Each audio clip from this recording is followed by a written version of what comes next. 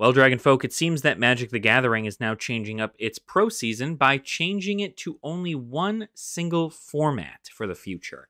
And on top of that, we now have information on a new Beadle and Grimm product, much like the Here Be Dragon Secret Lair, that will be available in a couple weeks.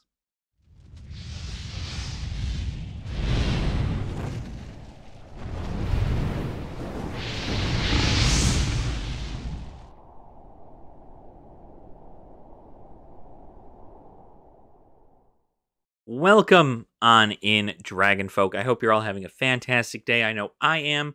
My name is Ashen Wings, and today, in the lair of awesomeness that we all come together in, we are going to be talking about Magic the Gathering today.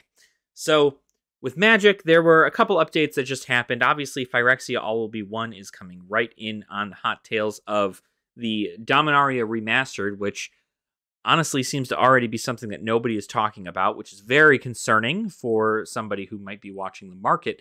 But Phyrexia All Will Be One is coming up, and there's some changes, not only to the addition of new things that are going to be coming along with the set, but also a change to the pro season for those of you who like to chase that money in a competitive scene for Magic the Gathering. So first, we're going to talk about this little secret lair thing that we were talking about, right? Beadle and Grimm, once again, is collaborating with Magic the Gathering to make a product that is exclusive. So Beadle and Grimm are actually the company that is behind the Here Be Dragon Secret Lair that I've done a couple videos on the channel here for. That was a limited product. Only 10,000 of them were ever made. It came with a deck box. It came with some sleeves. It came with several of the dragons from the Dungeons & Dragons set, the Adventures in the Forgotten Realms set, in a brand new artwork, and it was an experience to open from what I hear. I still have my 2 of them sealed, and maybe I'll open one of them one day when I decide to use that deck box, but for right now, they're going to go ahead and stay sealed, and honestly, I would stay the same for this as well. So, with this product, we, of course, are getting another deck box. This time it looks very, well, par for the course, I guess. It essentially has a whole bunch of, Phyrexian elements to it, more specifically the Elesh Norn sinew kind of deal. And with that being the case, you would look like, oh, maybe it doesn't carry a whole lot, right? Well, you can fit an entire sleeved commander deck in here, according to Matthew Lillard, who is the individual who did announce all of this on Daily MTG, or I guess Weekly MTG, earlier on the day that this is being recorded. So you get this pretty interesting deck box, and then on top of that, you also get some spin down. There are 4 spin down dice that come in the set, and each of them are D10s, so that equals up to 40. I don't know why they couldn't have just made D20s, but they made 4 of them, 4 D10s, for you to go up to 40 if so need be. But, I don't know. That's just what they plan to do, I guess. Then you also see that there are some new sleeves that come with this as well. There are going to be 130 sleeves with this Elesh Norn art on it. And it is a very cool looking sleeve, I must add. And I'm sure it's got, going to hold some value at some point for those of you who really like that Phyrexian theme for your decks. Obviously, with 130 sleeves, you can sleeve up an entire commander deck and then some. So that may be fun to put all of your Praetor collection in these sleeves too. Now, along with it, we also have a textbook in there that helps you decipher Phyrexian. It's a Tolarian college textbook, essentially, not made by the Tolarian Community College, but a Tolarian Academy lore-themed textbook that helps you decipher Phyrexian. There is an entire article on Magic's website that lets you know how to decipher Phyrexian, so I'm not too sure how well this is. This is just a physical version of that, pretty much, I would assume. And then the big kicker here, along with this, is the card that is exclusive to this product. You will be getting a Phyrexian version of Mental Misstep, which I do believe is a common card going to be in Phyrexia all will be one, which is insane to me. The mental misstep that is shown here is the mental misstep that you will be getting. And I gotta say, for something like this product to just give a Phyrexian mental misstep, sure, right? Uh, there's something for everybody, right? For the people who like to collect Phyrexian cards, this is obviously going to be one that you want. But I don't really know if it's the card that should be added into something like this giant Phyrexian, special edition set. So this product will be available on February 14th, I believe, on their store for Beadle at Grimm at 9 a.m. I believe they said PST, which means at 11 a.m. Central, 12 p.m. Eastern, yada yada. I would just double check on their website. I'll leave the link to this in the description down below, and you can go ahead and check it out. The price is going to be $135 before shipping, and there will only be 7,000 of this product available. They're only allowed to make 7,000 of this product. Now, they do specifically say that the card itself, the mental misstep, is what they are only allowed to sell 7,000 of, which led me to believe that there will only be 7,000 of this entire bundle released and sold to the public. They will be selling a small portion of this product at MagicCon Philly over that weekend, or the previous weekends there. I think it's that weekend, that same weekend. And you can purchase it there if you happen to be going to MagicCon Philly.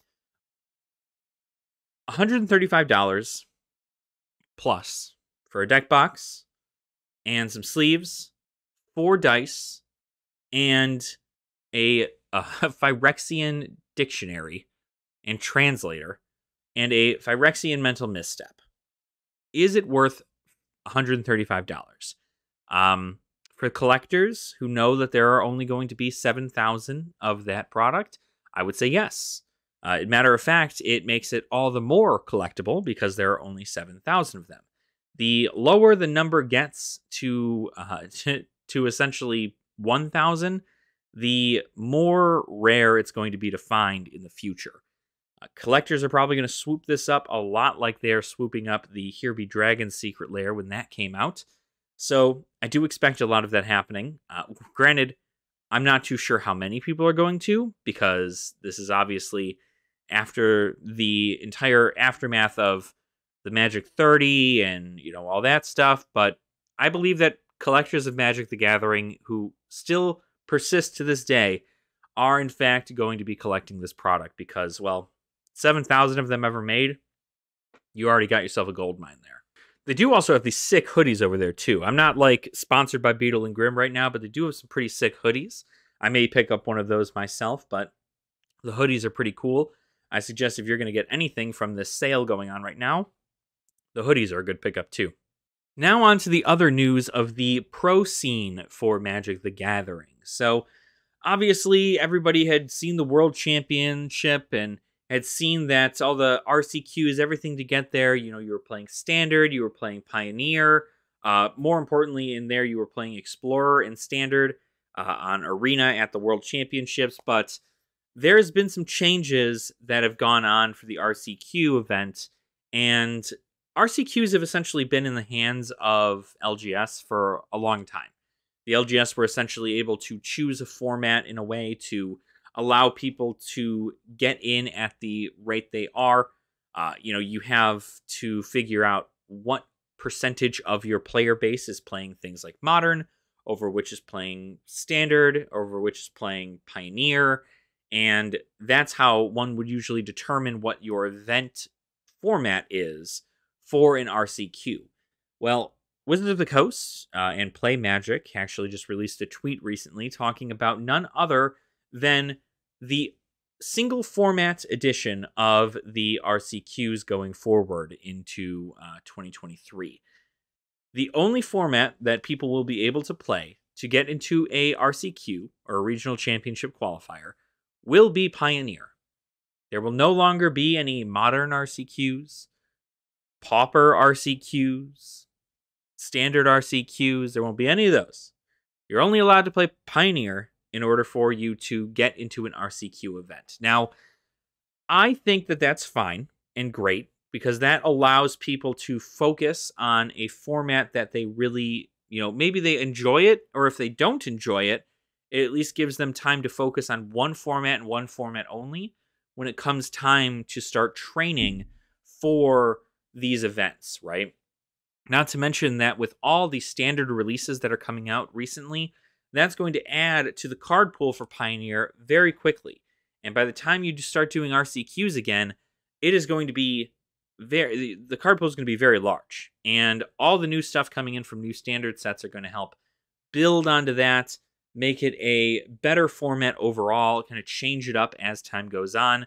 Because while the new stuff comes out, most people who play Modern don't seem to really touch a lot of it, right? They know what their deck does, and unless a card is like so extremely busted, normally it's not played in Modern. And there are a lot of people who play Modern. I mean, there are people who die by Modern. I'm talking like it's the only format that they ever want to play. They don't want to get into Pioneer because it's already solved and it's nowhere near as fun. Modern still has some other stuff, even though Modern has talked a lot about how Modern Horizons has essentially ruined the entirety of the format. But nonetheless, it's it's a give or take, right? You can't. You're going to complain about one format, but then say that your format's your favorite format. It's an interesting dynamic. But with Pioneer being the only thing that the RCQs are going to be doing from this point forward, that means that it does, in a way, kind of gatekeep other players from being able to play. Because if you only want to play Standard and you don't have any plans to enter into the Pioneer scene, then you can't join an RCQ. And you just kind of have to force yourself into a format you don't want. But to be fair, that does also leave it with a, one of all formats, right? All will be Pioneer in a way. So because of that, that means that if your LGS wants to do a Modern format for an RCQ, then it doesn't gatekeep all the people who can't afford a Modern deck that's like a top tier Modern deck, right? I know it's not about the money when it comes down to the skill of the game, but like it does kind of make a difference in regards to from the sheer difference from Modern to Pioneer. Pioneer's a little bit right around like the $200 to $500 range, and I'm not too sure on decks for Modern, but I'm sure there are some that compete very well, but their odds may not be better in the long run as opposed to some of the higher, more expensive decks. So with Pioneer being the new way moving forward on the competitive scene for Magic the Gathering, a lot of players who are already, set up for Pioneer they didn't feel a single change for this. If anything, it's better because now they know that any LGS they go to, they will be able to play the format that they love, and it will work out great for them. But for those of you who are looking to win and enter into a RCQ based on your skills in Modern, you may have to learn a new format. Or just don't play. Luckily, every LGS can also make its own, local kind of tournaments, right? You got FNMs, all this other stuff. Like, you're still going to be able to play Modern. It's just if you specifically want to chase that prize money, then you may want to switch over to Pioneer, right? I'm not too sure how many professional players there are or how many people that compete at a professional level in Magic the Gathering. I'm assuming it's a lot, or at least a decent amount, but I think in the overarching span of the game, I would imagine it's maybe like 10%, maybe 15% of players. And I believe 85% of them are in a casual or only want to play in this one format kind of rule there. So it's an interesting slope, right? I'm curious to see what's going to happen, but I don't think there is too big a problem here. I believe that having one format be the most competitive is much akin to kind of like Flesh and Blood, right? Flesh and Blood has Classic Constructed. That is the competitive format, right? The one that everybody is playing to win that prize money. And while granted, there are at most other events like SCG Con Indy, which I will be going to this weekend, there are side events of things such as, Pauper and so on and so forth, and Blitz for Flesh and Blood and Commoner. And all of these will award you with like tickets, which will allow you to be used at the prize wall. So in a way, there's still prizes to be won, which is really, really cool. So at these big events, there's always going to be something for you to play. So at MagicCon Philly, you're not going to have to play Pioneer for anything, right? Obviously, there's probably going to be something for every format. Something's going to change here, there, which way. And you're going to be able to play what you want, right? It's just that specifically if you're getting into the RCQs, you're going to want to start learning Pioneer because that is where they are moving forward with this. So let me know in the comments down below what you think about the new Beadle in Grimm, Phyrexia bundle. And also, let me know how you feel about Pioneer being the format of choice for Magic the Gathering's competitive scene. While you're down there, make sure to like the video and subscribe to the channel as well if you have not already. We do also have a Patreon link in the description down below, as well as a channel membership for the channel here. So if you wanted to support the channel in a more monetary sense, I certainly do appreciate it, but it is absolutely not necessary. So thank you all again. I really appreciate all of your support, and I will see you all very soon. Nerd out.